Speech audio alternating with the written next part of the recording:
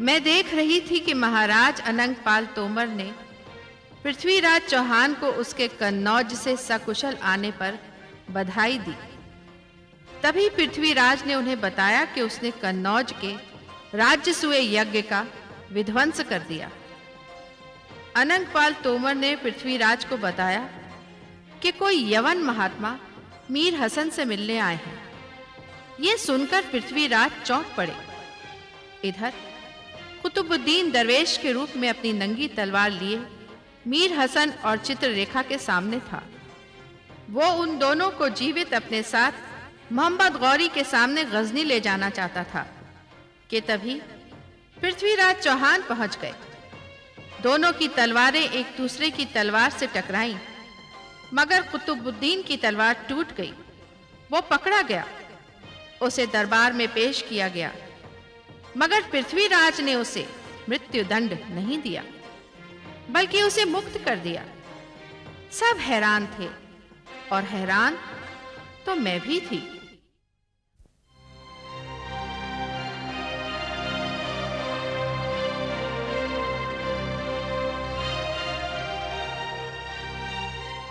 मलकाए आलिया का इकबाल बुलंद हो, सुल्तान अली तशरीफ ला रहे हैं।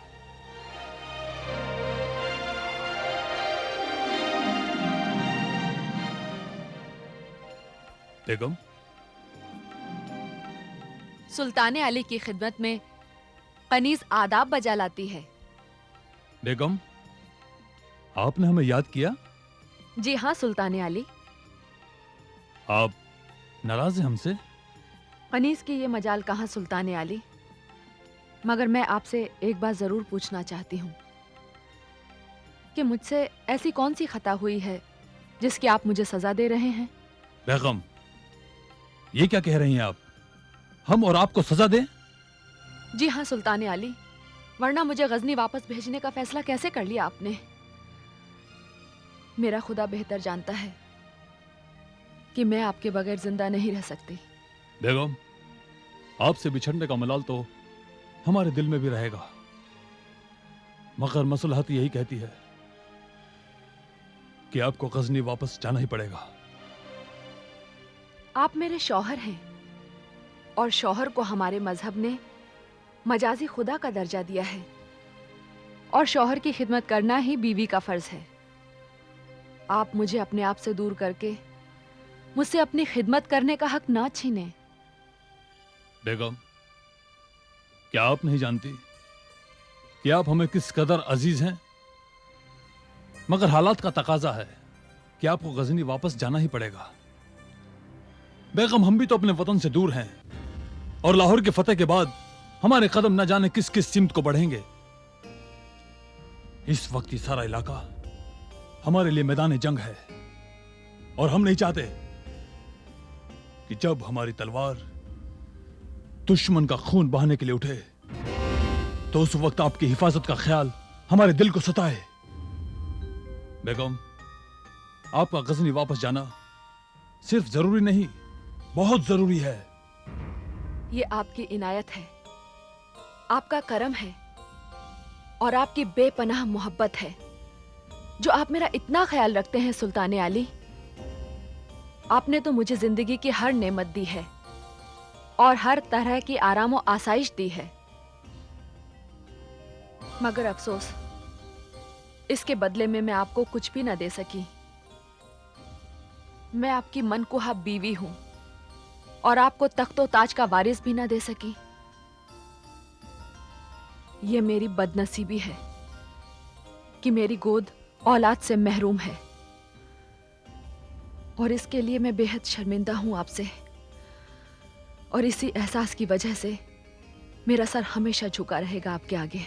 नहीं बेगम, नहीं, इस एहसास को अपने दिलो दिमाग से निकाल दीजिए।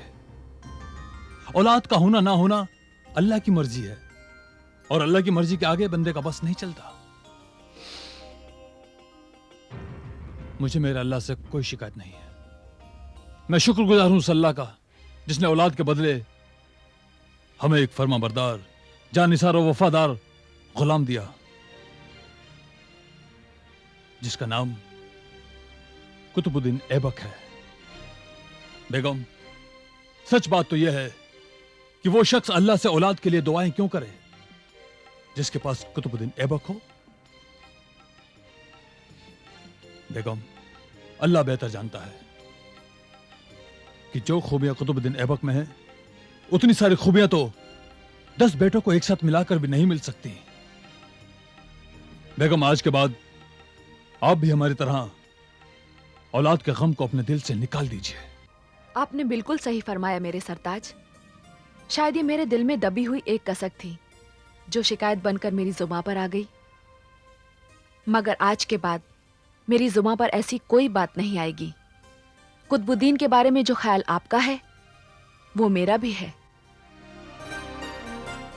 गुस्ताखी माफ हो सुल्तान अली, सिपह सालार कुतुबुद्दीन शर्फे बारियाबी चाहते हैं। अल्हम्दुलिल्लाह, कुतुबुद्दीन वापस आ गया।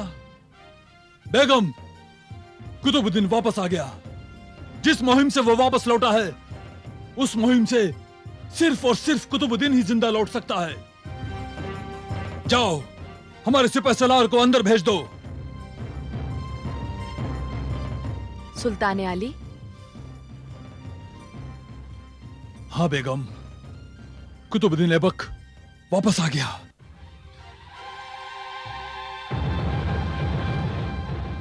आका की खिदमत में गुलाम कुतुबुद्दीन आदाब बजा लाता है।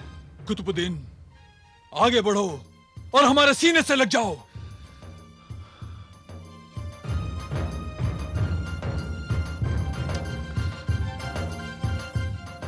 ये सर्रा तो पहले से ही आपकी नवाजिशों से दमक उठा है। आफताब लाख जर्रे को सीने से लगा ले, लेकिन जर्रा तो जर्रा ही रहेगा मेरे आका। उठो कुतुबुद्दीन, अब तुम्हारे और हमारे बीच जर्रे और आफताब के फर्क की दीवार गिर चुकी है। अब तुम जर्रा नहीं, आफताब का एक हिस्सा हो और हम तुम्हारी कामयाबी पर तुम्हें इनाम देंगे। नहीं मेरे आका, नहीं। यह गुलाम इनाम का हकदार नहीं है, बल्कि सजा का हकदार है। कुतुबुद्दीन, ये क्या कह रहे हो तुम? हाँ मेरे आका, मैं वहां से नाकाम लौटा, शिकस्त खा के लौटा हूं। कुतुबुद्दीन, हम तुम्हारी जुबानी तुम्हारे सफर की तफसील सुनना चाहते हैं।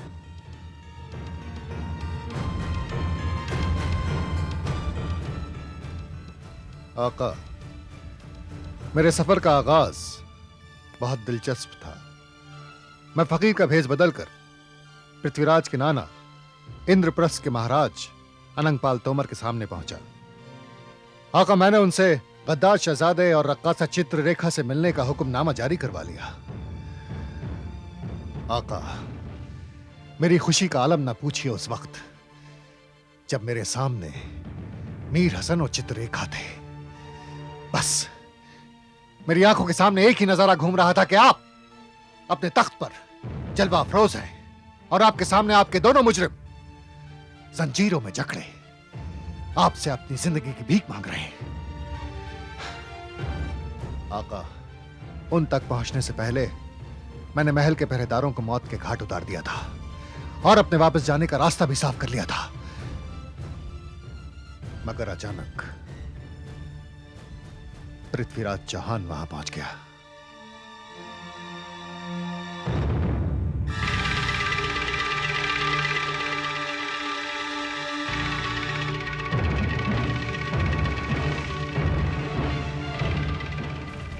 फिर क्या हुआ कुतुबुद्दीन? आका, मैंने अपनी तलवार बिजली की मानन लहराई।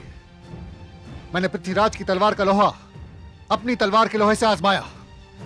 मैं उसका सर कलम कर देता, मगर बदकिस्मती मेरे साथ थी और मेरी तलवार टूट गई।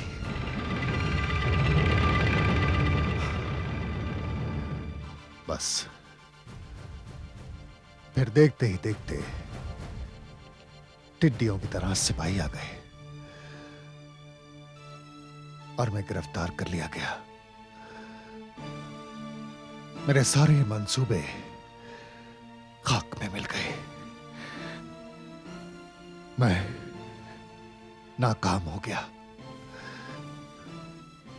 हाँ मेरे आका,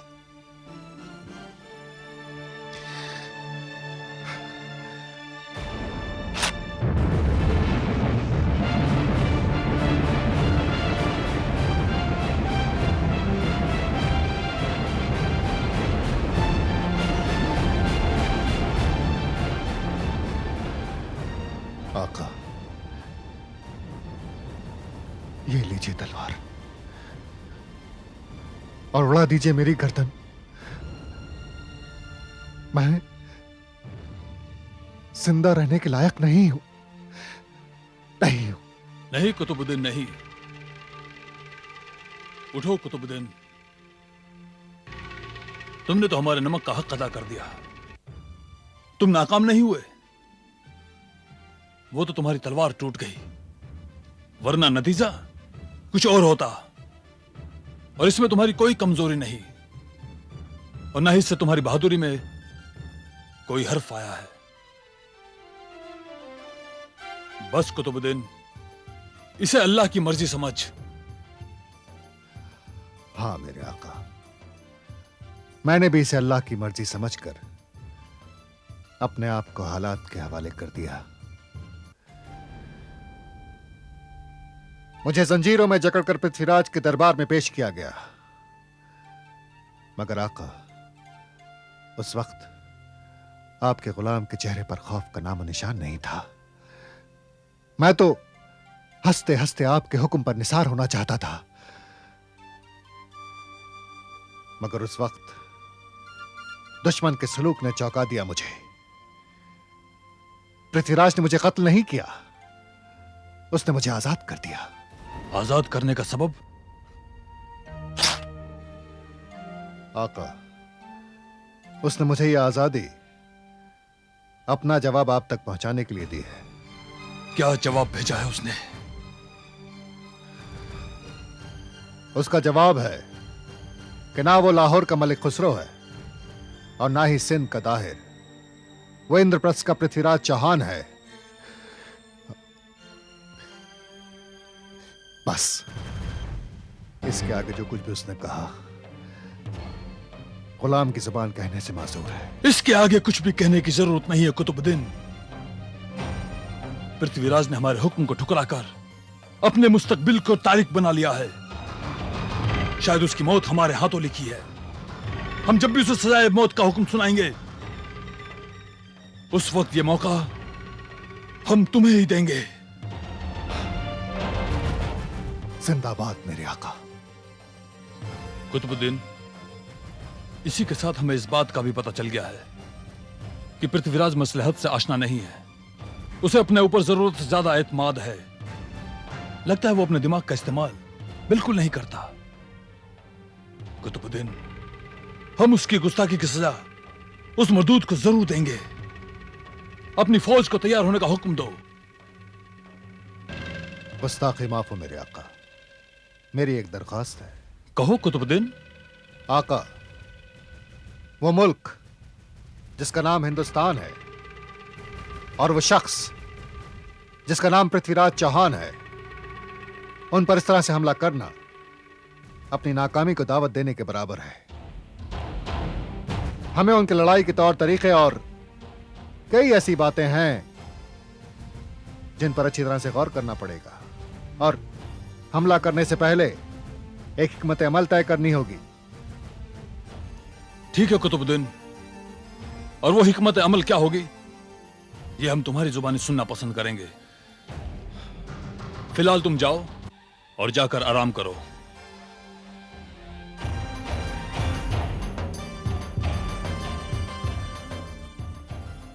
खुदा हाफिज मेरे आका। खुदा हाफिज।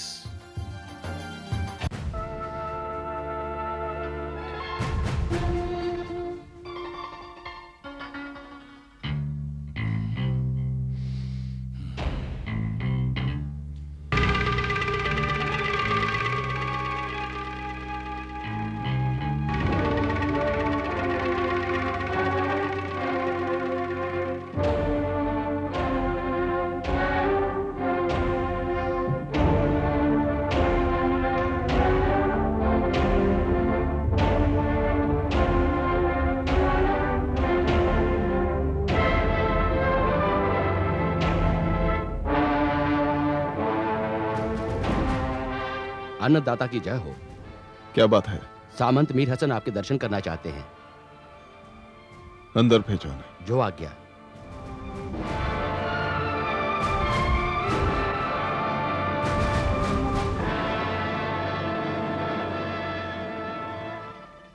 महाराज पृथ्वीराज चौहान की खिदमत में मीर हसन सलाम अर्ज करता है। आइए आइए सामंत मीर हसन, कहिए। महाराज, दरअसल मेरा यहां आने का मकसद मेरी एक परेशानी है। क्यों? कोई कष्ट है आपको? नहीं महाराज, मेरी जाती परेशानी कोई नहीं है, बल्कि मेरी परेशानी है कुतुबुद्दीन ऐबक। कुतुबुद्दीन ऐबक? जी महाराज, कुतुबुद्दीन अब तक लाहौर पहुंच चुका होगा महाराज, और मेरे ख्याल से उसने सुल्तान मोहम्मद गौरी के साथ मिलकर आपके खिलाफ जंग का नक्शा भी तैयार कर लिया होगा। जंग का नक्शा? जी हां महाराज, और मुझे 100% यकीन है कि उन लोगों ने जंग की तैयारियां शुरू कर दी होंगी। मैं उन लोगों को अच्छी तरह जानता हूं महाराज, और आपसे सिर्फ यही कहना चाहता हूं कि आप उनकी तरफ से गाफिल ना हो। उनकी तरफ से किसी भी वक्त हमले का इम्कान है। मीर हसन, किसी पर आक्रमण करना न तो हमारी नीति है और न ही हमारी संस्कृति। हम तो शांति चाहते हैं, सिर्फ शांति। लेकिन अगर कोई आक्रमणकारी हमारी सीमा की ओर देखने की कोशिश करेगा तो हम उसे जवाब अवश्य देंगे, और ऐसा जवाब देंगे उसे कि फिर कभी वो इस तरफ आने के योग्य नहीं रहेगा। आप तो जानते हैं मीर हसन कि हमने कुतुबुद्दीन के जरिए मोहम्मद गौरी को यह बात कहलवा दी है कि हम ना तो लाहौर के मलिक खुसरो हैं और ना ही सिंध के दाहिर। हम इंद्रप्रस्थ के पृथ्वीराज चौहान हैं। महाराज, मुझे आपकी बहादुरी और ताकत पर जरा भी शक नहीं है, लेकिन यह जंग अब तक की लड़ी हुई तमाम जंगों से मुख्तलिफ होगी, क्योंकि तुर्कों के जंग करने का तरीका बिल्कुल अलग है महाराज। जंग के वक्त वो जिन तरीकों का इस्तेमाल करते हैं वो हिंदुस्तान से बिल्कुल जुदा हैं। हाँ, इसका थोड़ा सा नमूना तो हमने भी देखा है। हम आजमा चुके हैं इन तुर्कों को। नहीं महाराज, वो जंग नहीं थी, वो तो महज 8 सिपाहियों के बीच एक हल्की सी झड़प थी, और उस वक्त उनकी रहनुमाई करने के लिए कोई वहां फौजी अफसर भी मौजूद नहीं था। आपने कुतुबुद्दीन को नहीं देखा था महाराज? आपके दरबार में आपके सामने वो किस बेबाकी के साथ खड़ा हुआ था? क्या कुतुबुद्दीन के चेहरे पर आपने खौफ की हल्की सी भी झलक देखी थी महाराज? महाराज, तुर्क फौज का हर एक सिपाही अपने आका के एक छोटे से इशारे पर अपनी जान हंसते हंसते कुर्बान कर देता। जानिसारी, वफादारी और कुर्बानी का जो जज्बा तुर्की सिपाहियों में है वो किसी और कौम में देखने को नहीं मिलता। महाराज, यह बात कहकर मैं यह हरगिज नहीं साबित करना चाहता कि आपकी फौजी ताकत कमतर है, या फिर आपके सिपाहियों में कुर्बानी और जानिसारी का जज्बा नहीं है। आप तो जानते हैं महाराज कि कुतुबुद्दीन एक दरवेश के भेष में कितने दिनों तक यहां घूमता रहा। इन दिनों उसने यहां क्या क्या देखा होगा, किस किस तरह से आपकी फौजी ताकत का अंदाजा लगाया होगा। कुतुबुद्दीन कोई मामूली शख्स नहीं है महाराज। एक गुलाम होने के बावजूद वो सुल्तान मोहम्मद गौरी का चहेता है, उनकी आंखों का तारा है। जितना एतबार सुल्तान को कुतुबुद्दीन पर है उतना शायद किसी और पर नहीं है। मेरी एक दरख्वास्त है महाराज। नहीं, संकोच कहिए।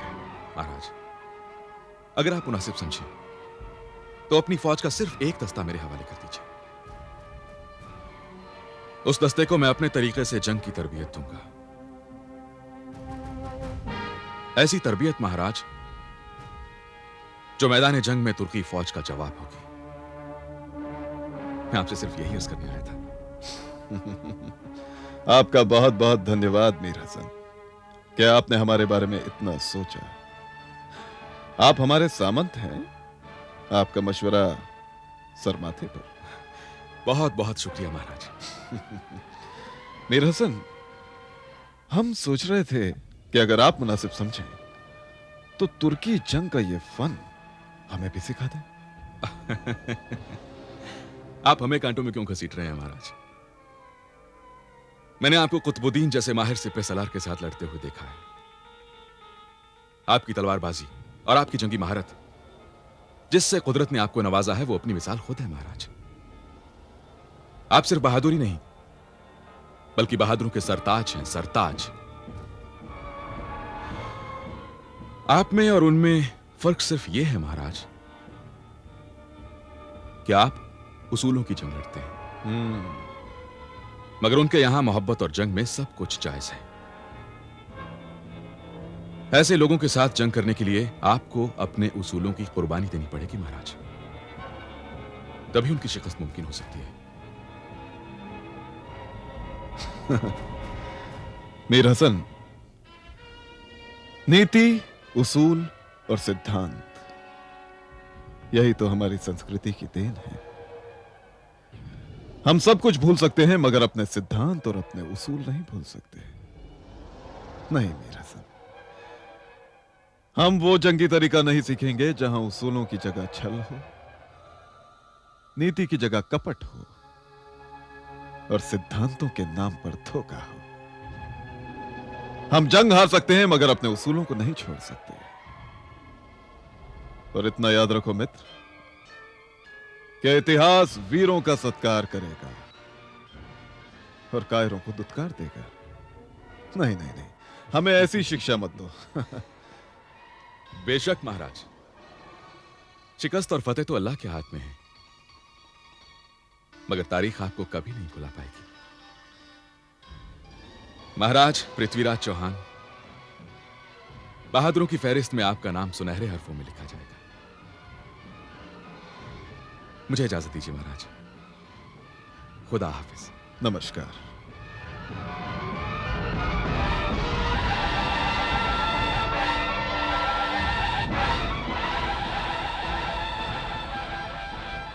यह खेत की ही नहीं, लज्जा से डूब मरने की बात है कि इतने बड़े राज्य में इतनी कड़ी सुरक्षा के होते हुए अकेला पृथ्वीराज चौहान आता है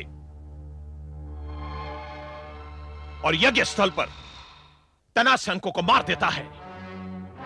राजपुरोहित और ब्राह्मणों के होते हुए वो पूरा राजसूय यज्ञ विध्वंस करके अकेला बचकर निकल जाता है।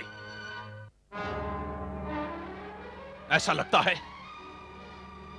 जैसे हमारे शूरवीरों को सांप सूंघ गया था। वो कुंभकर्ण की नींद सो रहे थे, उनके हाथ पैर सुन हो गए थे। उन्हें ना ही कुछ दिखाई दिया, ना ही कुछ सुझाई दिया। उनके साथ साथ हमें भी अपमान का विष और स्वाभिमान का लहू पीना पड़ा। पृथ्वीराज चौहान ने युद्ध का साहस किया, उसका प्रतिशोध और उसकी भरपाई तो तभी हो सकती है जब आने वाले मुहूर्त में हम फिर से राजसूय यज्ञ का आयोजन करें। अन्नदाता, मैं जानता हूं कि मेरी निष्ठा पर संदेह करना आपके लिए स्वाभाविक है, किंतु इसके साथ साथ आप मेरी विवशता का कारण भी जानते हैं। नहीं रावाला, नहीं, ना तो हमें आपकी निष्ठा पर संदेह है और ना ही आपकी वीरता पर। हम तो आपके कंधों पर इससे भी बड़ा उत्तरदायित्व डालना चाहते हैं। पुत्र, तुम किस उत्तरदायित्व की बात कर रहे हो? पिताजी, इस बार जो हम राजसूय यज्ञ करेंगे उसमें हम एक बार फिर पृथ्वीराज चौहान को निमंत्रण पत्र भेजेंगे और यह पत्र अपमान और चुनौती से भरा होगा। हो सकता है कि पृथ्वीराज चौहान एक बार फिर से राजसूय यज्ञ को भंग करने की कोशिश में फिर से यहां वापस आ जाए। तो हम आपको वचन देते हैं अन्नदाता कि इस बार हमारे सर पर उसका कोई उपकार नहीं होगा, हमारी कोई वचनबद्धता नहीं होगी, हमारी कोई विवशता नहीं होगी। अगर पृथ्वीराज चौहान लौटकर कनौज आएगा तो उसका सामना कनौज की सेना से नहीं, केवल आला से होगा। और अन्नदाता, अब की बार या तो पृथ्वीराज चौहान का शव ही जाएगा यहां से इंद्रप्रस्थ, या फिर आला इस दुनिया में अपना मुंह दिखाने के लिए रहेगा ही नहीं। अन्नदाता, अब की बार तो अंतिम निर्णय होगा, अंतिम निर्णय। रावाला,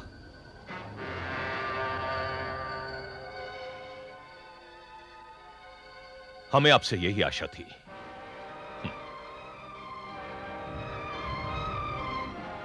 राजपुरोहित जी, महाराज, आपने यज्ञ के लिए कौन सा शुभ मुहूर्त निकाला है? आषाढ़ सुदी पंचमी के सूर्योदय का मुहूर्त अति उत्तम है महाराज। तो इसका अर्थ यह हुआ कि हमारे पास यज्ञ का आयोजन करने के लिए शेष 3 महीने बाकी हैं। जी महाराज।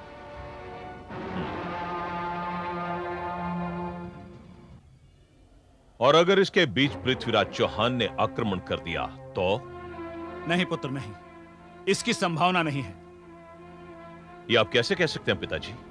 कह सकता हूं पुत्र, कह सकता हूं, क्योंकि इस समय सुल्तान मोहम्मद गौरी इंद्रप्रस्थ की सीमा के बहुत पास आ गया है और हमारे गुप्तचरों के अनुसार पृथ्वीराज चौहान को सबसे पहले अपनी सीमा की रक्षा का ध्यान रखना पड़ेगा।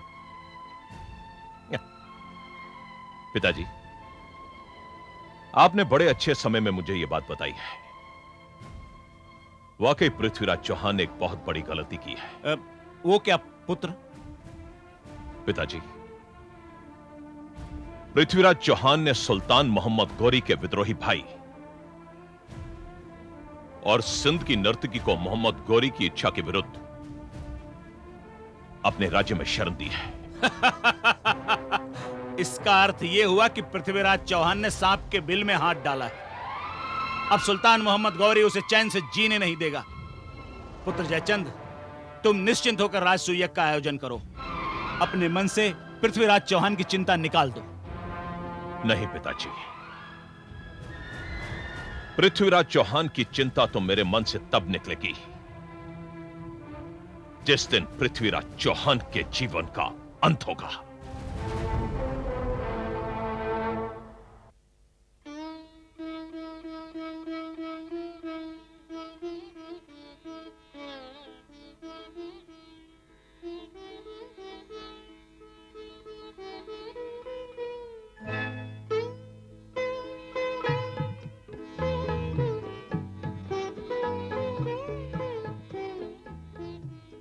राजकुमारी संयोगिता की जय हो। चकोरी, तुम आ गई? आपने मुझे याद किया राजकुमारी? हाँ चकोरी, सबसे पहले हम तुमसे अपने किए हुए व्यवहार के लिए क्षमा चाहते हैं। राजकुमारी जी, मैं समझी नहीं, आप किस व्यवहार की बात कर रही हैं? उस व्यवहार की चकोरी जिसे लेकर हम ये सोच रहे थे कि तुम कनौज के गुप्तचर हो और महाराज पृथ्वीराज चौहान की शत्रु। मैं बड़ी भाग्यशाली हूँ राजकुमारी कि आपकी ये गलतफहमी खत्म हो गई, मगर इसमें आपका कोई दोष नहीं। आपकी जगह कोई भी होता तो यही सोचता। हाँ चकोरी, जब महाराज पृथ्वीराज चौहान ने तुम्हारे बारे में बताया तो लाज से हम धरती में गड़ गए। ये तो आपका बड़प्पन है। चकोरी, भाग्य भी कभी कभी बड़े विचित्र खेल खेलता है। अब तुम्हें ही देख लो, तुम्हें कन्नौज से अपना गुप्तचर बनाकर अनंतपुर भेजा गया और तुम महाकवि चंद्रवरदाई को अपना हृदय देकर वापस लौट आई। अब हमें देख लो, महोबा नरेश महाराज परमाल से हमें मिलने इसलिए भेजा गया था ताकि कन्नौज और महोबा के बीच संबंध बन सके, लेकिन भाग्य ने वहां भी अपना खेल खेला। गढ़ी सिरसा में हमारे पिताजी के सबसे बड़े शत्रु महाराज पृथ्वीराज चौहान से हमारी भेंट हुई और वो भेंट हमारे लिए एक वरदान बन गई। हमें महाराज पृथ्वीराज चौहान के प्रेम का उपहार मिल गया और भाग्य ने हम दोनों को एक ही जगह लाकर खड़ा कर दिया। हम दोनों उन दोनों के प्रेमी बन गए और उन दोनों की आपस में मित्रता है। चकोरी, आज हम भी तुम्हारी तरफ मित्रता का हाथ बढ़ाते हैं। राजकुमारी जी, राजकुमारी जी नहीं, संयोगिता कहो। अब हमने तुम्हें अपना मित्र बना लिया है, और मित्र होने के नाते तुम हमें राजकुमारी नहीं, संयोगिता कहोगी। राजकुमारी जी, तो क्या तुमने हमारी मित्रता स्वीकार नहीं की? की संयोगिता। चकोरी,